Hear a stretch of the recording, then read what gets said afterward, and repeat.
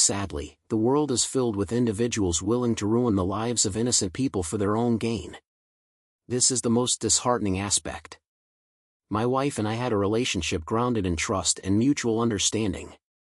I gave my wife a lot of freedom, but I never anticipated the outcome it led to. On Thursday, Bob sat at the table, staring at his bottle of Miller Lite. He had only purchased a six-pack, knowing that if things went badly in the next few minutes, he wouldn't want enough beer to get drunk. From upstairs, he heard the music stop, indicating that she was almost done getting ready. Thursdays usually meant he worked late because his wife had a girls' night out with her friends. His parents would watch their daughter, Casey, while his wife enjoyed a few drinks with her female coworkers. Meanwhile, he would finish the week's paperwork, allowing him to leave early on Friday and spend more time with his family. It was a mutually beneficial arrangement. He gained some control over his busy schedule, his parents treasured time with their 5-year-old grandchild, and his wife enjoyed some personal time to relax and connect with friends. At least, that's what he had believed. As he heard her bustling around upstairs in the bathroom, his mind drifted back to the lunch he had with Vicky last Tuesday. He pondered, I need to spend more time outside the shop or perhaps check if they deliver these sandwiches because they're fantastic. He settled into a seat, keeping an eye on the door. Soon, he spotted a familiar figure entering the restaurant. Seeing her glance around, he stood up and waved. Catching sight of him, she made her way over. At 31, Vicky was the eldest among his wife's friends and his favorite. She was the only one married, possessing a natural charm that put everyone at ease without being a pushover. He couldn't deny her attractiveness with her dark, wavy hair and fair complexion. Though lacking in the chest department, she had a stunning face and endless legs. Her husband, Ron, adored her, and the feeling was mutual. Despite being married, she still garnered attention from other men. As she pulled up a chair and joined him, she said, "Thank you for meeting me, Bob. I understand how busy you are with work, so I appreciate you taking the time." Her gaze was fixed on his face. "Well, it's no trouble, Vicky," Bob replied hesitantly. "Though I must admit meeting you here without Sharon feels a bit odd.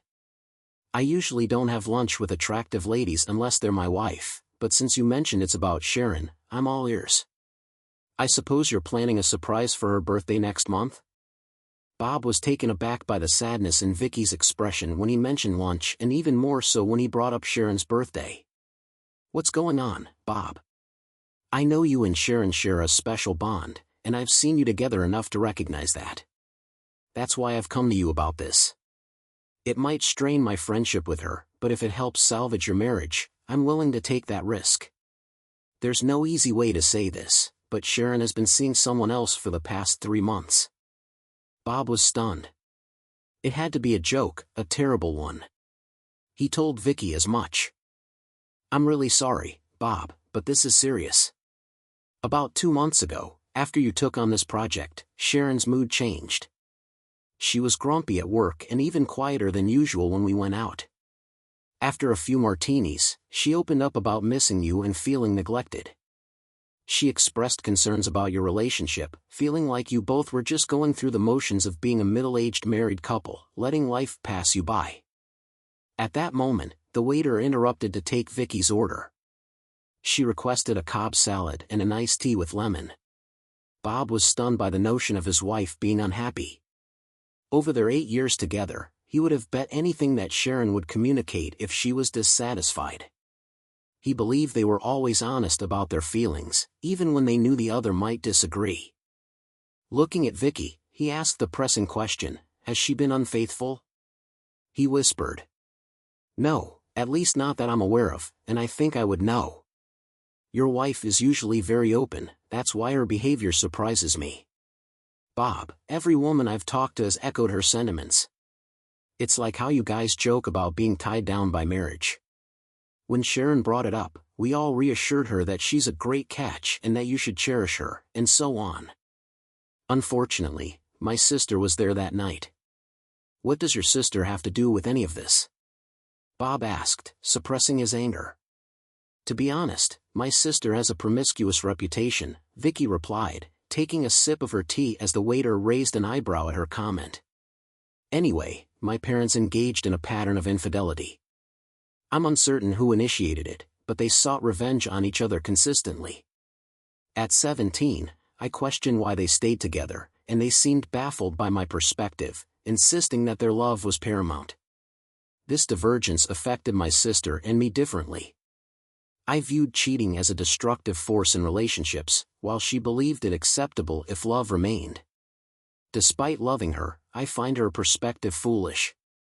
Returning to the narrative, my sister suggested seeking romance elsewhere due to a lack of it at home, disagreeing. I warned her. However, Hannah and Gail discussed the logistics of picking up men and keeping it clandestine, seemingly in a detached manner given their unmarried status. Sharon initially claimed she wouldn't betray anyone's trust, but I suspect my sister planted ideas in her mind. Bob inquired, "Why do you think that?" As doubts about her fidelity arose, he absorbed more details. Though unpleasant, he embraced the idea that knowledge equaled power. The following week, Luke, Jonas, and his friends unexpectedly joined us at the Red Horse Saloon. Sharon denied inviting him but did mention our plans to try line dancing, inadvertently leading him there. Despite the intrusion, the group dynamic was enjoyable until Luke arrived, now armed with a name. Bob reflected, "Knowledge is power." "Give me the lowdown on this Luke character," he snarled. Vicky's lips curled slightly at the edge, registering Bob's tone. She went on, "Luke Jonas is the company's flirt. He tries his luck with every woman, and those who show the slightest interest become targets of his charm. He doesn't care if they're married or not, or even if they're attractive. He just enjoys the pursuit. Your wife shut him down initially, but he started pursuing her again. It's no secret that if he faces more harassment complaints, he's out of a job. Your wife could stop his advances, but she's not. They've been getting cozy at lunch for a while now, chatting and giggling. I've tried talking to her, but she just gets defensive, claiming they're friends and that Luke understands her. When I asked how she'd behave if you were there, she blushed, but then she got angry, saying you wouldn't even notice. I backed off after that, but I've been keeping an eye on her. It seemed like things cooled down until about 3 weeks ago." Vicky's food arrived, and she started eating, watching Bob for a reaction. Bob took a sip of his lemonade, his mind elsewhere.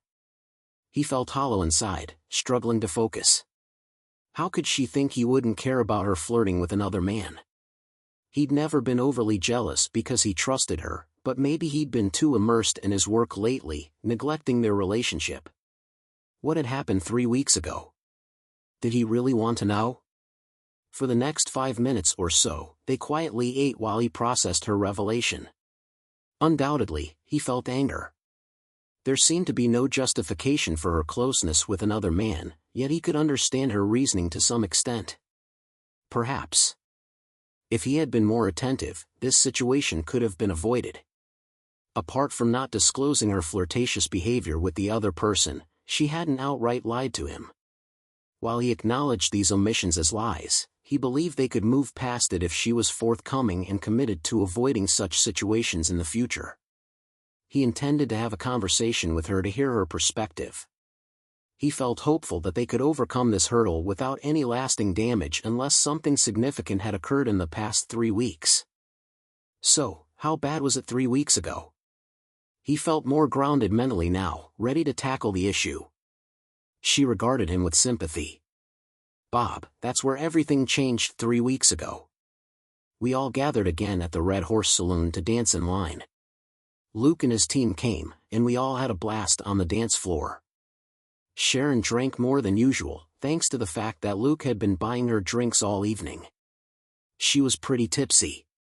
I took her to the bathroom where I realized that she was more drunk than I thought. When she came out of the booth, she had underwear in her hand, which she was stuffing into her purse. I asked what was going on, and she mentioned that she wanted to feel liberated. Deciding that it was all because of the alcohol, I helped her back to our table. While I was about to take her home with Hannah and Gail, I noticed Sharon and Luke getting very close on the dance floor. The dancing in the queue was over, and the rest of the evening there was only sound on the jukebox. I saw her slip her underwear into Luke's pocket when the song ended. Unfortunately, so did everyone else in the bar. There was a whistle, and Luke seemed very pleased. Then he planted an overly intimate kiss on her lips while his friend recorded it on his mobile phone. I wanted her to stop, but she wouldn't let up. "Oh Bob, I'm so sorry," she paused, watching his reaction. Bob's jaw dropped. He needed to leave immediately. "Excuse me, I need to go to the bathroom," he muttered, getting up from his seat and running inside. Once in the bathroom, he locked the door, rinsed his face with water, and gripped the sink tightly, trying to stay on his feet. He vividly recalled the evening in question. Sharon usually returned home around 11:30 p.m., but on that particular evening, she finally returned home at almost 2:30 a.m. Vicky called him and explained that Sharon was staying with her for a while because she had drunk too much alcohol. Vicky assured him that she would order a taxi when Sharon sobered up. This scenario had happened several times before, and Bob always appreciated how responsible Vicky and the girls were about not driving drunk. He had always considered mild intoxication as part of the pleasure of a night out, so he was genuinely not upset about it. He also recalled the events that unfolded when Sharon returned home that night. He remembered waking up to Sharon's kiss. After a few moments, he was completely ready for intimacy. "What more information do I need, Vicky?" he inquired frankly. "Bob, that's pretty much it. Recently, our girls' nights have been at Hannah's, involving wine and lingerie parties. At work, Sharon's been giving Luke the cold shoulder despite his obvious interest in her. I thought it was over, but just yesterday, I caught them in conversation. They clammed up when they saw me, so I'm clueless about what's going on. But I've had enough. I thought you should know. Maybe you can intervene since she's not heeding her friends anymore." The waiter brought the bill. He snatched it up before she could and started pulling out his credit card. "I want to witness these two in action and perhaps give them a scare," he declared. "Sharon mentioned you guys are hitting the Red Horse Saloon this week, so this Thursday, when you go, I'll show up and observe from a distance." He trailed off as he noticed the shock on Vicky's face. "What did I say?" he inquired. "Bob, Hannah has an early doctor's appointment on Friday, and Gail's visiting her brother in Florida. If Sharon's going out on Thursday, it's not with us," she said. She reached across the table, taking my hand. "I'm so sorry, dear," she said sadly. "I won't ask if you're okay, but here's my home phone number. Feel free to call anytime to talk to Ron or me." Her husband was a marriage counselor, so speaking with him might be beneficial. "Officially, Vicky, I appreciate you sharing this with me. I understand it wasn't easy for you, but I truly believe you're showing your strength as a good person and a good friend. I'm unsure about what the future holds, but knowing the situation now allows me to take the necessary steps. Thank you once more." With his gratitude expressed, he rose to depart, settling the credit card bill before exiting. Wednesday. Today marked a significant development in Bob's project. After securing pre-manufactured parts from a startup in Harrisburg, they could now accelerate the turnaround time by 2 months, even with unpredictable transport logistics. With just 2 more phone calls, they could finalize the plan 2 months ahead of schedule, saving the military millions. The anticipated cash bonus for Bob would be substantial, as would be the recognition of having his name associated with the project. He should have been as happy as could be, but instead, he found himself dreading going home to face what he knew he must. Bob had resolved to investigate the situation on his own, aware that he couldn't access his wife's work email. He doubted they'd discuss anything sensitive they're given HR monitoring. He did check her Yahoo Mail account but found nothing incriminating. She might have a separate account, but he'd only know by checking their home computer. Bob's lack of tech savvy was a hurdle. While the idea of installing surveillance cameras or voice-activated microphones seemed appealing, he had a different plan in mind for confronting her. All he wanted was more information to gauge how serious the situation was and what steps he'd need to take to salvage or end his marriage. Sharon had already fetched their daughter Casey from his parents and persuaded him to bring Chinese food home. When he texted her asking what she wanted, she replied, After a decade together with 8 years of marriage, you should know what I like, babe. He couldn't help but tease in his response, I just wanted to ensure you're still content with the usual. His phone chimed with her reply, you're right, get me an extra egg roll. Had it not been for the shocking revelation yesterday, he would have been thrilled to arrive home an hour early and simply spend time with his wife and child. Glancing at his watch, however, he reminded himself that prior to the project, this would have been considered 2 hours late. He also realized that he hadn't been home early with his family on a Friday since it all began. Coupled with the exhaustion and stress he carried even when at home, it was understandable why Sharon might feel neglected, not that she had any justification for her actions. As he entered through the front door, he spotted his wife reaching for a wine bottle. He paused, admiring her silhouette.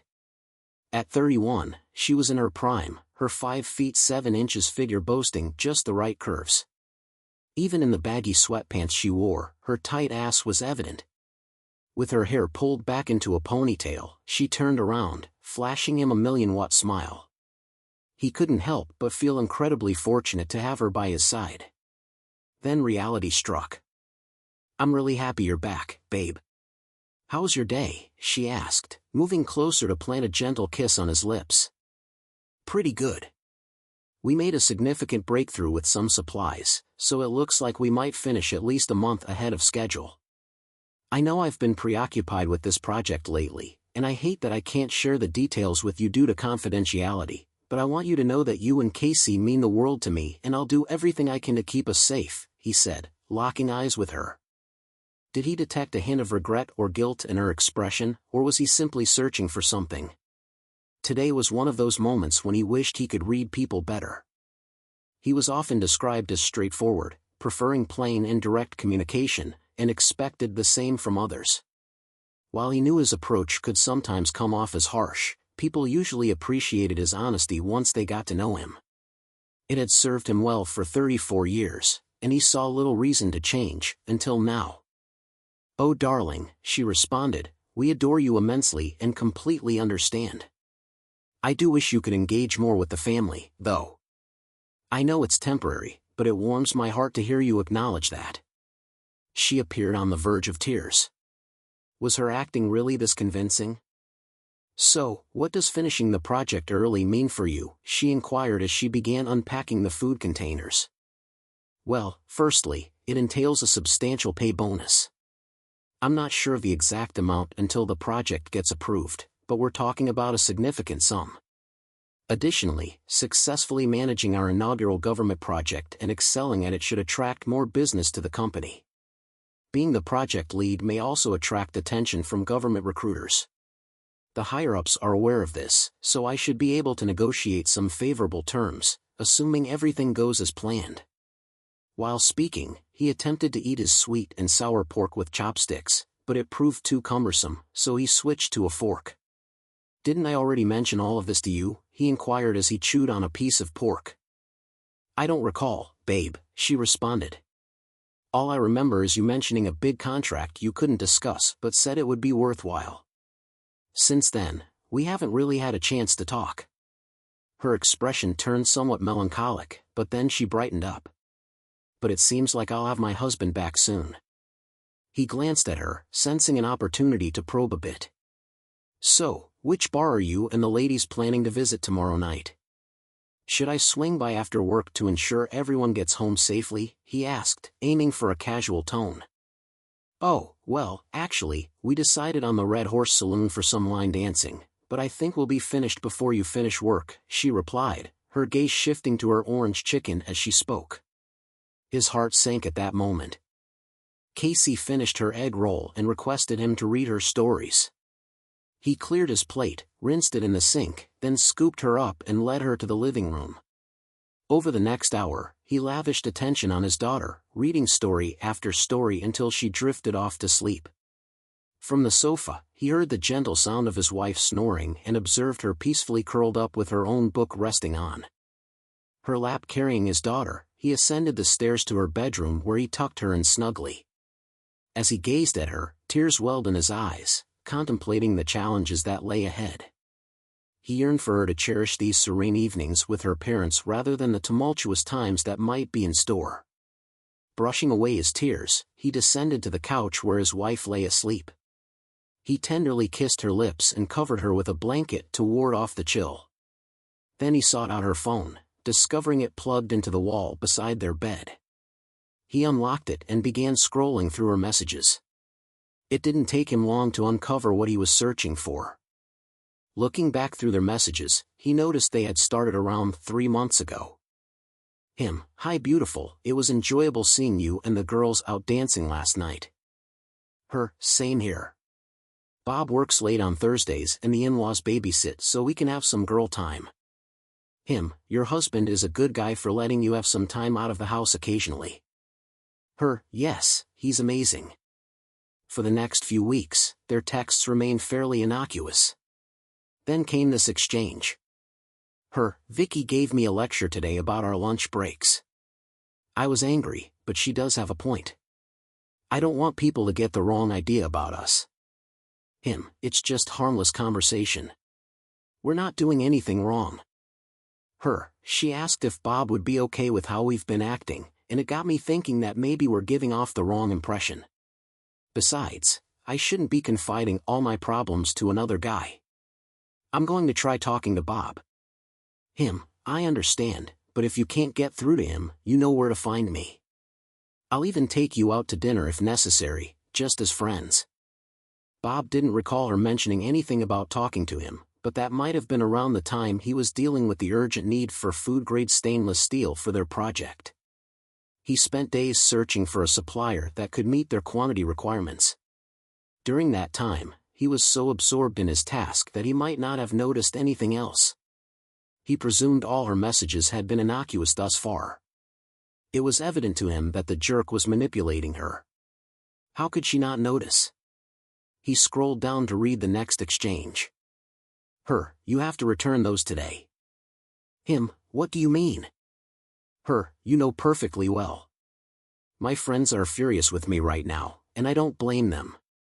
If Bob discovers how promiscuous I've been acting, he might leave me." Him: "So you don't want me to show him the video?"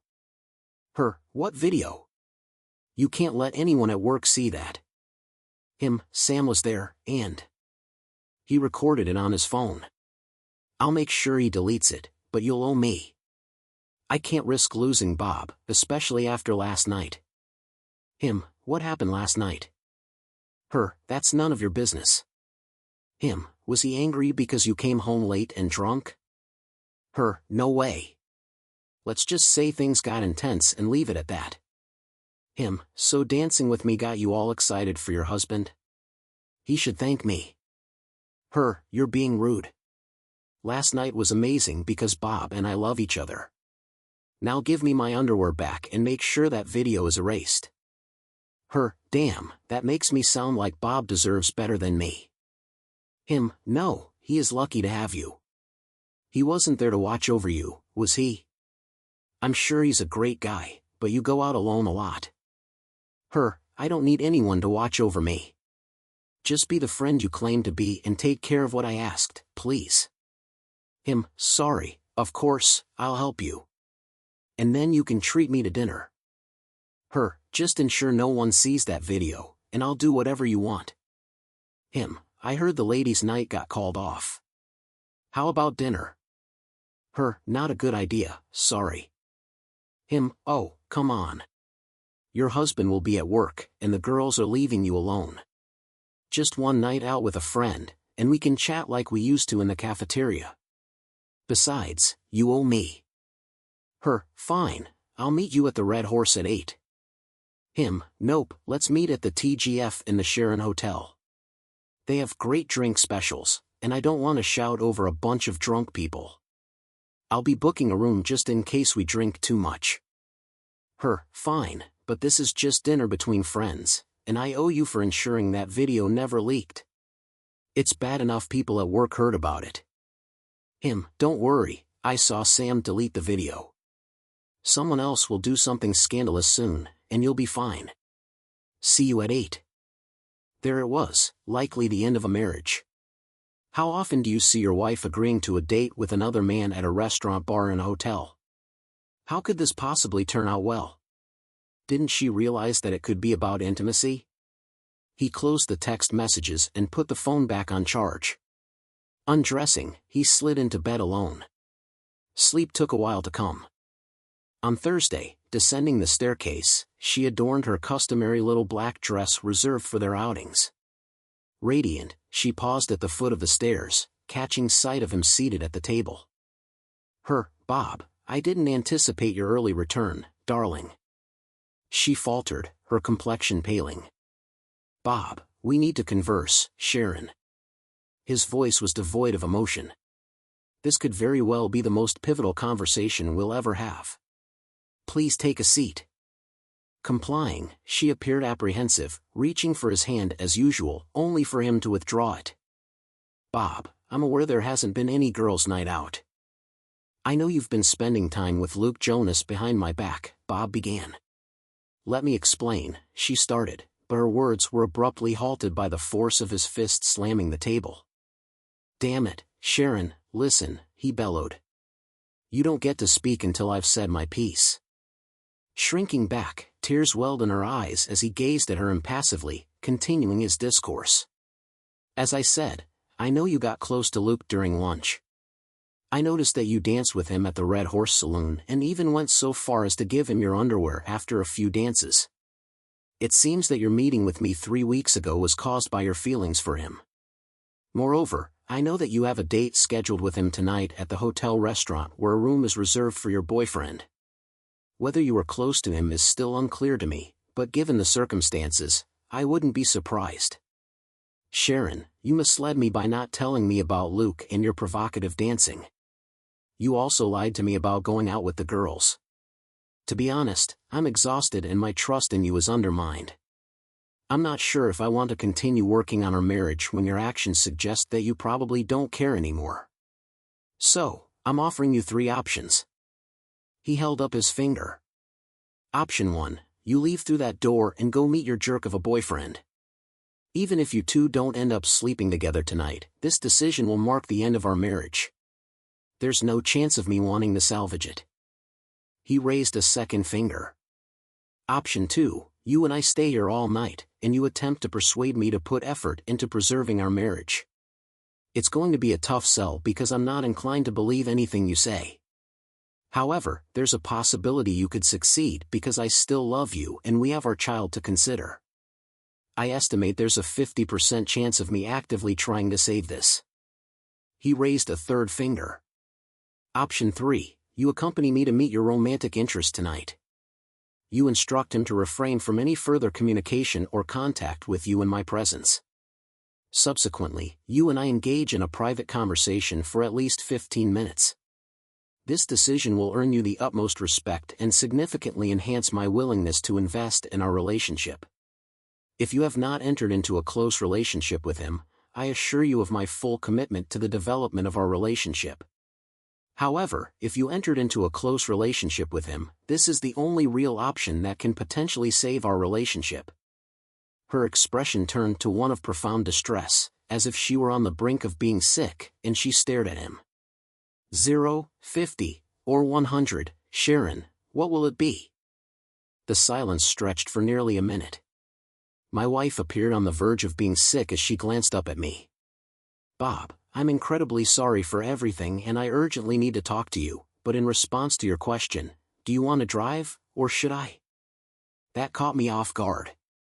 I never expected her to leave us for the other guy. I was certain she'd stay here all night trying to justify her actions. Bringing me to meet her jerk of a boyfriend did earn her some points, but she was still deep in the red. I grabbed my keys and trailed her to the car. Opening the door for her was just instinct, and it almost brought her to tears. As I backed out of the driveway, she glanced at me. "I really messed things up, didn't I?" she murmured. "Yes, Sharon, you really did," I replied, eyes fixed on the road. "What can I do to make it right?" she asked softly. I pondered for a moment.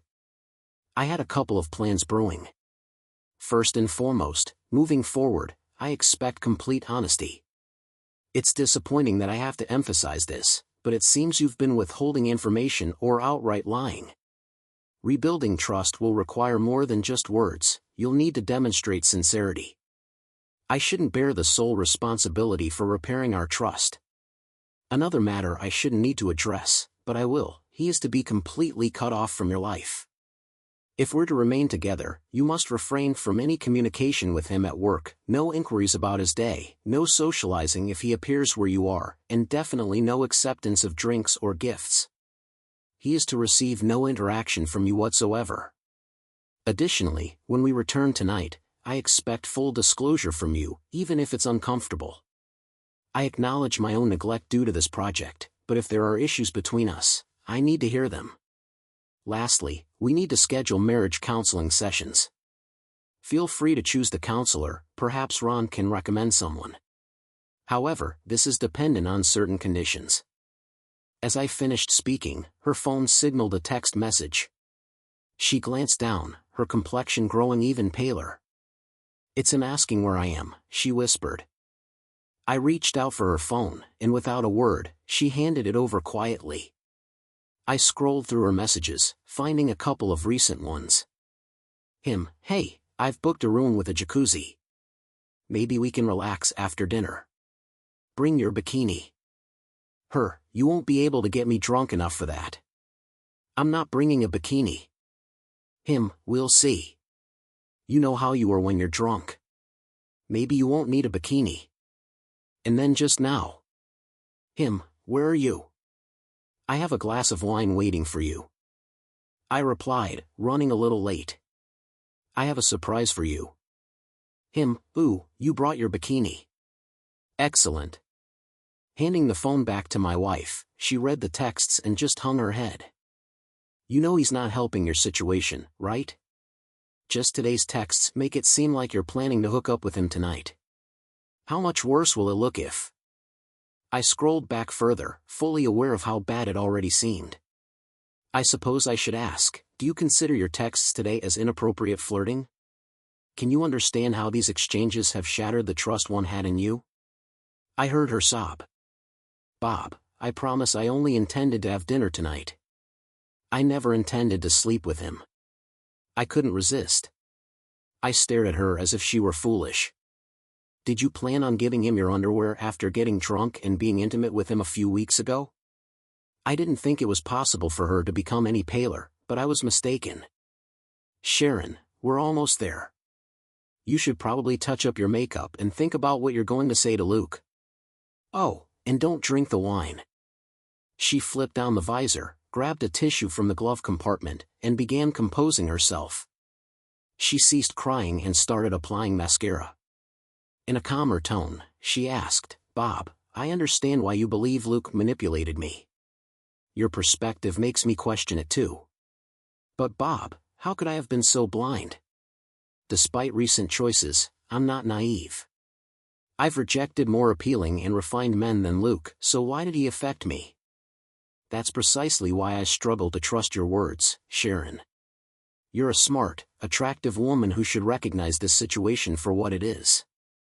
That's why I can't help but wonder if you're willingly going along with it," I responded. "Damn, and on top of that, I got too cozy with this guy at a bar and lied about having dinner with him tonight." "No wonder you're angry and upset," she admitted, her color returning and her voice gaining strength. "I messed up, and now I need to find a way to make things right. Thank you for giving me a chance," she said, leaning in for a kiss. But I turned my head at the last moment, letting it land on my cheek. "I'm still not over this, not by a long shot." She looked at me, almost shocked. "We're usually affectionate, and I hope we can return to that." "What should I tell him?" she inquired as we pulled into the restaurant parking lot. After finding a spot and turning off the engine, I glanced at her, feeling some of my anger rise to the surface. "What do you want me to say, Sharon? Our relationship is hanging by a thread because of your actions with this person. You and he have torn down a fundamental aspect of our marriage.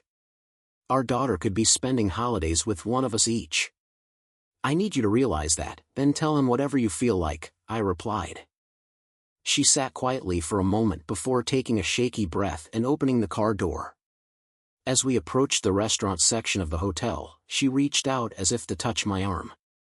I didn't pull away, but I didn't welcome her touch either. As we entered, a young woman with auburn hair stood behind a small kiosk. "Welcome to TGI Fridays. Are there two in your party?" she asked. Before I could respond, my wife spoke up. "We're meeting someone here." "They've already been seated," she said in a very businesslike manner. "Oh, okay. Feel free to look around," the hostess replied. I wasn't familiar with the man's appearance, so I followed my wife's lead. She nudged me gently and gestured towards the back of the restaurant. A man sat there near the hotel entrance, engrossed in his phone. With determination, she approached his table, opting not to sit. Upon noticing her, he grinned widely, then registered her companion behind her. His smile faltered, his gaze sharpening when he saw me. "Luke, meet my husband, Robert Morgan," she introduced. "He has valid concerns about our relationship, which I've come to agree with. I've given him cause to doubt my fidelity for the first time in our marriage. I'm committed to rebuilding trust by severing ties with you completely, no calls, texts, or attempts at communication. I accept responsibility for letting things reach this point and choose to end our relationship. My husband is aware of my regrettable actions at the Red Horse Saloon. Tomorrow, I'll inform HR of the situation, making it clear that any non-work-related contact is unwelcome. Now, I'll be at the bar while my husband talks to you." With a sudden kiss, she turned towards me. "I'm so sorry," she whispered, meeting my eyes briefly as she headed to the bar. I couldn't help but admire her resolve. Things went smoother than I anticipated. Seating myself opposite the perturbed playboy, I found myself assessing him unconsciously. He sported dark hair, a slender frame, and impeccable attire, constituting what might be deemed attractive, though I've never been adept at appraising men. Despite being seated, he appeared roughly my height. His repeated glances at the wine glass on the table only served to confirm my suspicions. Now was the time for composure. Though I had a vague plan in mind, improvisation wasn't my forte. "And here you thought the surprise was her in a bikini," I remarked with a slight grin. "Do you truly believe she's divulged everything?" he retorted with a smirk. With him directly in front of me, I felt a sense of tranquility. This was a challenge I could tackle. "Actually, I do. I've known that woman for a decade and been married to her for 8 years. I reckon I understand her better than some pretty boy who's been chasing after her for 3 months. I maintained my smile as the waiter came over and asked for our drink orders. I chose a double Johnny Walker Black with ice. "She's a master at this," he remarked with a grin, glancing at the wine he ordered for her. "Of course, she's a craftsman," I replied with a grin, "but I doubt you're talking based on personal experience." "Do you want proof?" he joked, clearly trying to provoke me. Instead of reacting aggressively, I grinned. "You don't have any evidence. If she were with you to that extent, you wouldn't have to put something in her drink. What kind of remedy do predation lovers prefer these days?"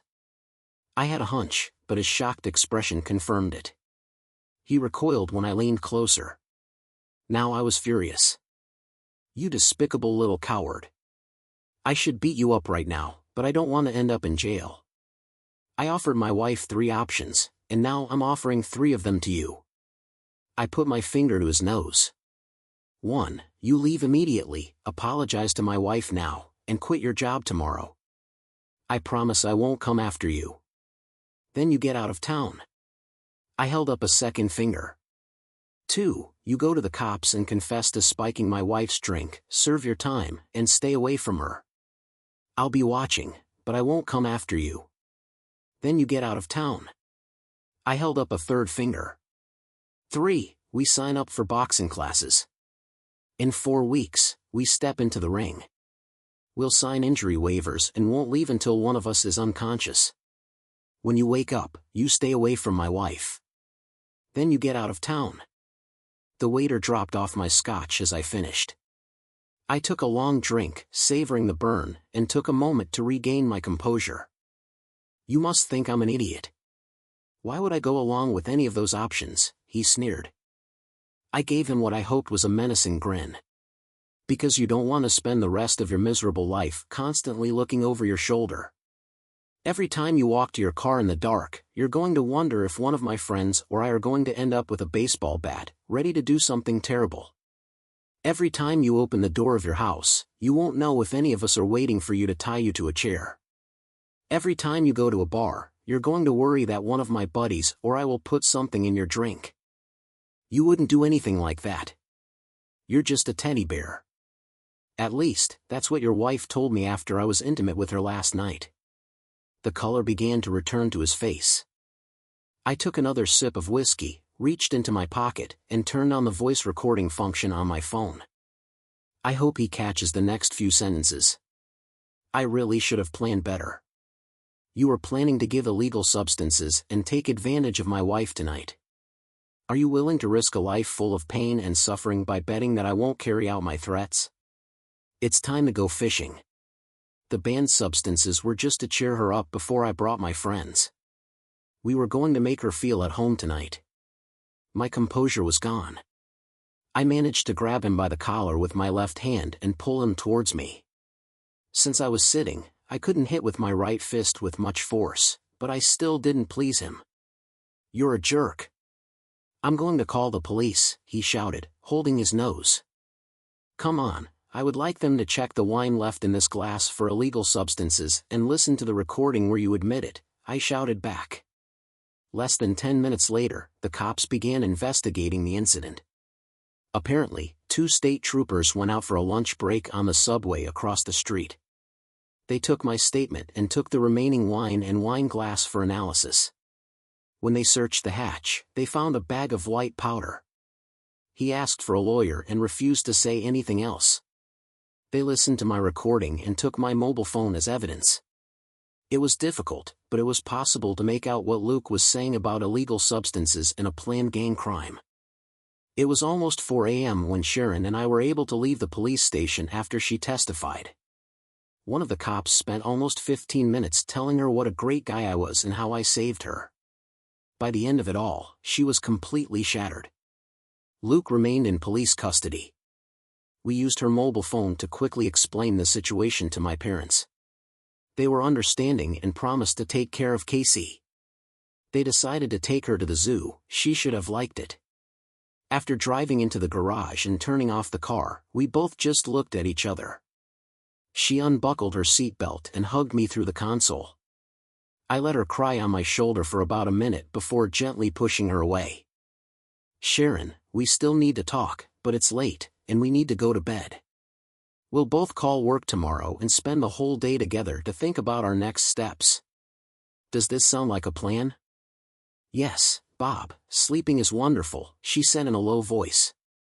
She asked, can I sleep in the same bed with you? Of course, baby. The next morning, I woke up pressed against her. I was thinking about how we ended up where we were last night and hoping that everything might be okay. We had to talk a few more times before I could decide on something, get up, and get ready. We're not going to have a serious conversation on an empty stomach, I said. In the end, we took a shower together, keeping it purely functional to speed up the preparation just a little bit. I wasn't ready for intimacy until we got out into the fresh air. We had breakfast at IHOP, chatting about Grace and how much fun she and my parents must be having. We managed to keep a casual conversation going. After drinking the last cup of coffee, we paid the bill and went home. We sat down at the kitchen table and looked at each other. Okay, I think I'll start, I said. I think you can see now what a bad person Luke is, so I'm not going to stop there. He claimed that you were close to him and called me a teddy bear. Is any of this true? No, she replied. The furthest I went with him was that terrible night at the Red Horse. I understand how terrible my actions were that night, but it didn't go beyond that. How can I believe this? I asked. You lied about seeing him last night, and you lied about not telling me about that night at the bar and about your relationship with him in general. I felt it was time to put everything on the table. I've been racking my brain trying to figure out how to prove it, and I think I've got an idea. What about a polygraph test? What is it? She asked. A polygraph test, I said with a slight smile. Do you mean a polygraph test? A lie detector. She nodded. Yes. Set up an appointment and ask me anything you want. Just let me know the time and place. The sincerity in her expression was incredibly endearing. I know those tests aren't completely reliable, but I'd feel much better if she was telling the truth. I'll see what I can do. It might take some time to arrange, but it's a good idea, more than I would have expected, I replied. She smiled. Okay, that's a good start. We'll discuss the extent of your affair later, but my next question is the most important one. It's the one that hurts the most and has the biggest impact on our relationship. How do we move forward? I can understand that you were ashamed and didn't tell me about the panty incident. I don't like it, but I can understand it. I have a hard time with the fact that you got close to another guy without telling me, but if you thought it was just a work friendship, I can kind of see that. What I can understand and what makes me want to walk away to avoid getting hurt again is when you told me you were going out with the girls and then met him for dinner, a 100% direct lie. Forget the consequences, you broke my heart when you said you were going out with the girls. My eyes were watering, and I couldn't help it. Bob, all I can do is explain my mindset at the time. First, I want to apologize for lying to you about everything. When you started this project for the first time in our relationship, I felt out of place. I'm not blaming you or your work, I understand why you took it on and why it was so important to you. I'm just sharing how I felt. I started feeling down, and then Vicky's sister said something I couldn't shake off. She suggested looking for romance elsewhere. I never interpreted that as a suggestion to cheat on you. I thought it meant that while you were busy with this project, it would be okay to seek what I needed elsewhere. That's where Luke came in. I didn't fully realize it, but he was fulfilling my need to feel special. He asked about my day, my kid, and my family. We talked about hobbies I enjoyed. Essentially, when we talked, it was all about me. She paused and studied my face for a reaction. I don't think I gave her one. When Vicky criticized me about what happened at lunchtime, I realized what I was doing. I was using Luke to get what I felt I couldn't get from you.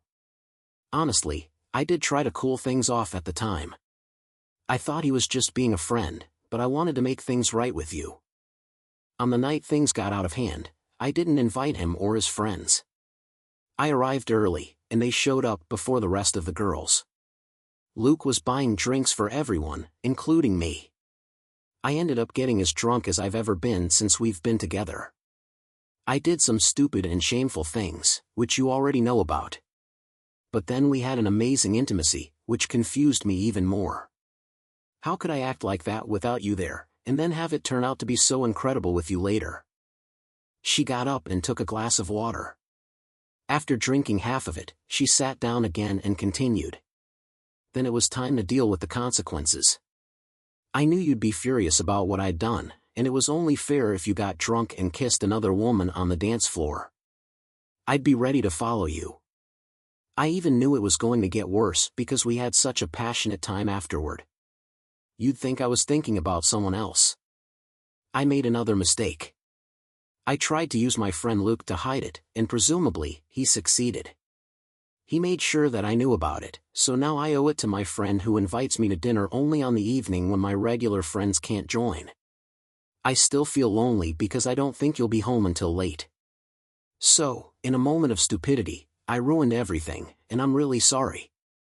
Our relationship has always been based on mutual trust. I've ruined everything. Tears were streaming down her face, even though she wasn't sobbing. I stood up and hugged her.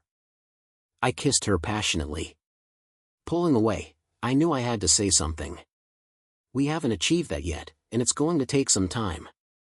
But if you're 100% ready, then so am I. Sharon and I attended counseling for a while.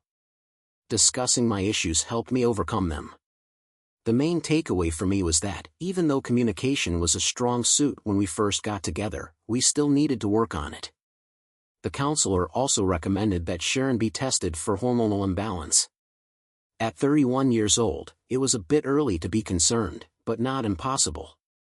After a few tests and changing her birth control, she felt better. Unfortunately, I can't say we're back to where we were, but we're back to a good place. The polygraph test confirmed she was truthful about all the tough questions I asked. As for the lingering doubts I have about the accuracy of those tests, I can live with that. I ended up signing up for boxing lessons, and Sharon became interested in the self-defense classes offered there. Thursday Girls Bar Night turned into Thursday Girls Self-Defense Night. Sharon decided to enroll us in martial arts classes. She's a natural, and I struggle to keep up with her. Sparring together has become the best foreplay we've discovered. The project was completed 6 weeks ahead of schedule and within budget. As a result, my company entered the top league in terms of government contracts, although I was offered the vice president role but turned it down because of the high travel costs. Instead, I established and now lead the Special Projects Department. This promotion came with a new office and an assistant manager. My new assistant is attractive and charming, and we work well together. Most of the $38,000 bonus from my first project went to the Casey College Fund, with some reserved for a week-long all-inclusive vacation with my wife. When I returned, my parents were eagerly awaiting our daughter's return. I faced a disorderly conduct charge for battery, but I think the investment of money and time was worth it. Meanwhile, Luke was sentenced to 3 to 5 years in prison for attempted rape and possession of prohibited substances. He was also attacked near his car, though it wasn't me who did it. Apparently, one of his victim's brothers got to him and received a 2 to 3 year prison sentence for assault. I transfer $50 a month to Luke's prison account.